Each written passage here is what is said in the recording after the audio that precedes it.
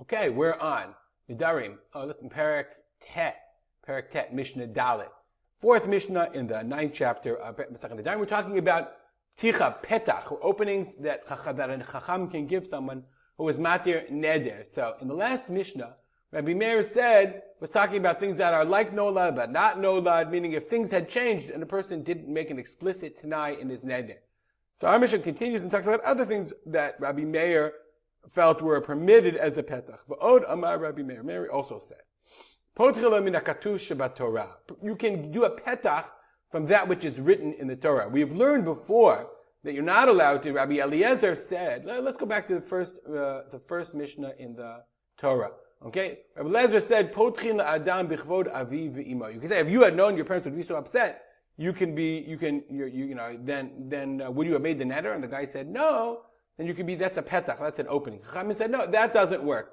Why? Because he's not going to be honest. And it's not relevant, either he's not going to be honest, or also it's not relevant to the neder itself.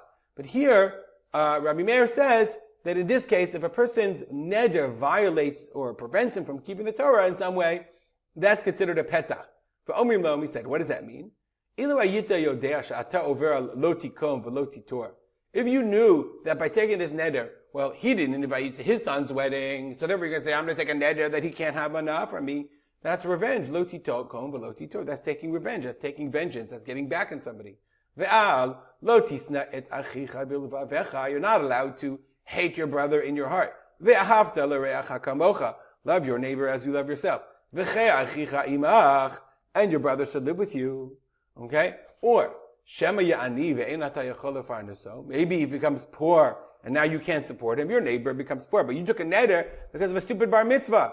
Stupid wedding, who cares? And now you're violating lotikom. You're violating lotisnat achicha b'levavecha. You're violating ve'ahavta l'reacha kamocha. And all these terms you're violating. If you had known that, would you have taken the neder? Ve'amar, he says, ilu hayiti yodeh shukein, lo hayiti noder. If I had known this, if I'd only known this, I would not have taken the neder. Hareze mutar. That's permitted. Rabbi Meir says that when you go to a person, you tell him the ramifications of his neder, not just that, God is angry at you. That doesn't work. But rather, the ramifications of your relationship with your fellow man, then Hareze mutar, Rabbi Meir says, that's considered an out. That's considered a good petach. Okay, the Bartanura adds, okay, how do we know this?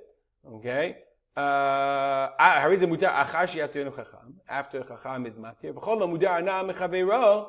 Okay, if you're mudah hana'ah, if you take a vow to prevent hana'ah from your friend, it's only in front of your friend. It has to be in front of him. Dichtiv.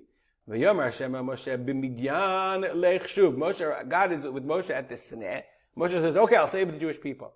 But God says, Lech Shuv, go back to Midian. Amar la Kadosh Baruch Hu Moshe. Says God to Moshe, B'Midian adarta, B'Midian lech v'ater didarcha. You took a neder, you took an oath in Midian, go back. Why? What neder? What oath did Moshe make? Moshe Rabbeinu took an oath not to leave Midian without his permission. Dichtiv vayoel Moshe lashevet teish. Moshe Yoel, he agreed, he succumbed, he agreed to sit with the person. So meaning Chazal learned out from there that Moshe Rabbeinu took a neder not to leave, he married Tzipporah, and he wouldn't leave Midian.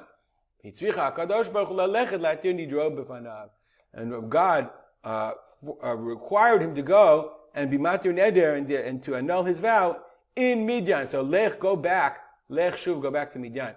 Just as an aside, Vayoel Moshe is the famous book of Rabbi Moshe Teitelbaum, the Satmar Rebbe, against Zionism. And now you understand why, because Chazal understood this as being a neder not to return, a neder not to leave Midian.